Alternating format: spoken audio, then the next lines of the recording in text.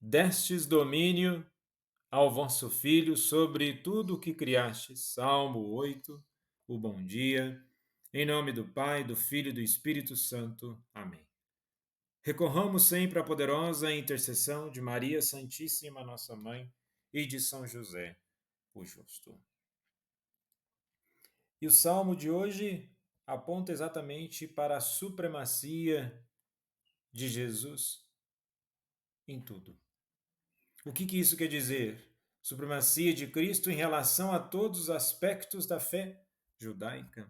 E é isso que nós veremos na primeira leitura de hoje em Hebreus, capítulo 2, dos versículos 5 ao 12. No capítulo de hoje, o autor aborda a encarnação de Cristo, sua humilhação e glorificação, mostrando como ele se identifica com a humanidade para cumprir o plano de salvação. E o autor aqui explica que Deus não sujeitou o mundo futuro aos anjos, mas a Cristo, que foi feito por um pouco inferior aos anjos, sofreu a morte e foi coroado de glória e honra. E essa humilhação temporária teve o propósito de levar muitos à glória por meio do sofrimento de Cristo. Ele não se envergonha de chamá-los de irmãos, demonstrando sua solidariedade com os seres humanos. Ou seja, vimos no evangelho de ontem o início do ministério de Jesus, e é um ministério estabelecido na relação de fraternidade, na busca da união. E Jesus, na sua forma de ser, se coloca próximo da humanidade e se preocupa com as questões materiais, certamente, mas muito mais com as questões espirituais. Afinal de contas, tudo aquilo que ocorre de modo errado no nosso interior vai ter uma consequência no exterior. Ou seja, a conversão tem uma dimensão espiritual, moral, mas também a conversão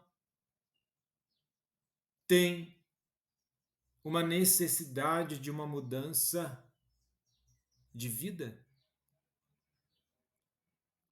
E veremos isso no evangelho de hoje, em Marcos capítulo 1, dos versículos 21 ao 28, onde nós temos: entrando com seus discípulos em Cafarnaum, Jesus, num dia de sábado, entrou na sinagoga e começou a ensinar. Então, novamente, Jesus, ele não está apenas ensinando nas cidades, em lugares públicos. Ele vai exatamente no coração dos ensinamentos, na sinagoga. E todos ficavam admirados com o seu ensinamento, pois ensinava como quem tem autoridade, não como os mestres da lei.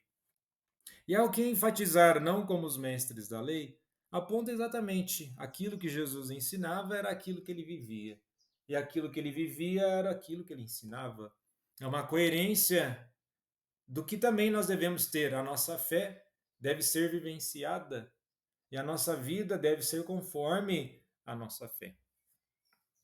Estava então na sinagoga um homem possuído por um espírito mau. Ele gritou: Que queres de nós, Jesus Nazareno? Viestes para nos destruir? E vejamos bem, nessa questão do homem possuído por espírito mau, em alguns momentos, principalmente em tempos modernos, há alguns estudiosos que fazem uma leitura tentando simplificar que o termo do homem com espírito mau ou possuído era uma forma de dizer que essa pessoa estava passando por uma doença. Mas se vermos aqui no texto grego, a palavra akatartos leva a uma partícula negativa, ou seja, de uma pessoa que não está nem purificado no sentido cerimonial, e ela tem um desvio de um sentido moral. Ou seja, não é uma questão de se tratar de uma doença de que na época eles não entendiam sobre certos acontecimentos da psique humana. Nós veremos que em outras partes dos evangelhos, em Mateus, em Marcos e até mesmo em Lucas, o termo imundo, espírito imundo, possesso, é de um desvio, E nesse sentido, Jesus, ao se deparar com esse homem, qual que é a primeira reação de Jesus? O Espírito grita: O que queres de nós, Jesus Nazareno? Viestes para nos destruir? Eu sei quem tu és o Santo de Deus. E o que Jesus simplesmente faz? Ele intima: cala-te e sai dele. E essa cena, nós devemos levar aqui em consideração o contexto. O cenário, sinagoga, é um lugar de oração, ensino, adoração e reunião comunitária.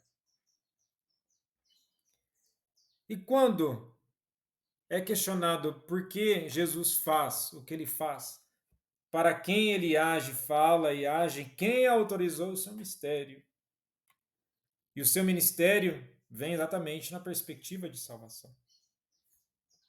E as respostas a essas perguntas surgem por meio de lutas, disputas e controvérsias, na verdade.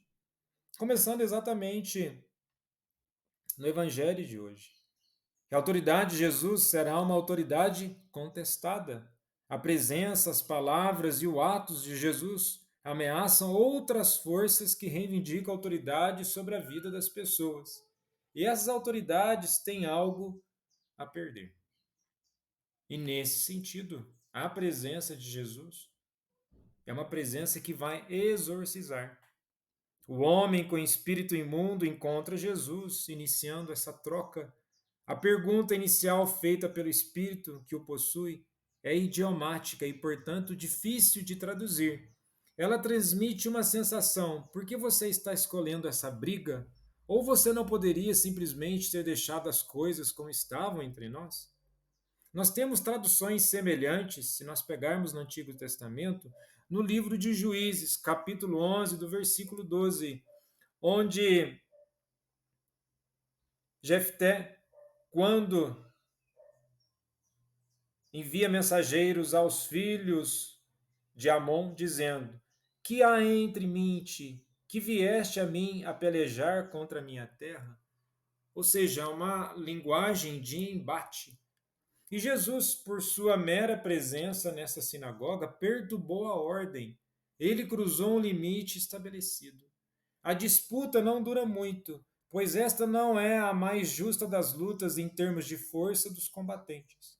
Não podemos ter certeza se a próxima pergunta do Espírito, você veio para nos destruir, é um reconhecimento temeroso de que sua condenação está selada, ou uma ostentação arrogante, mas mal calculada. Em qualquer caso, o espírito logo se foi, expulso do homem com algumas palavras de Jesus. Nenhuma oração, nenhuma fórmula, nenhum suporte, apenas comandos. Marcos não dá nenhuma informação sobre o que aconteceu com o espírito que parece se tornar desencarnado, não destruído. Nesse sentido, focar na questão do comando de Jesus. Sendo ele o Senhor dos senhores, ele que conhece todas as coisas, o nosso libertador, ele sabe exatamente o que falar. Ele também, sendo homem repleto de oração, vivia em profunda comunhão com Deus, no mero comando, na capacidade do seu espírito, na comunicação de suas palavras. Ele tem e ensina com autoridade. E faz aqui uma crítica aos especialistas jurídicos judeus credenciados, aos escribas no processo. Isso não instiga uma briga completa, mas emite um desafio. Aparentemente, o estilo de ensino de Jesus é mais declarativo do que deliberativo. Ou seja, ele declara, ele não fica fazendo formulações, ele simplesmente chega e faz. E cumpre aquilo que ele tem que fazer, pois a profunda comunhão com o Pai lhe dá a autoridade e o poder sobre todas as coisas. Jesus, manso e humilde de coração, fazei o nosso coração semelhante ao vosso.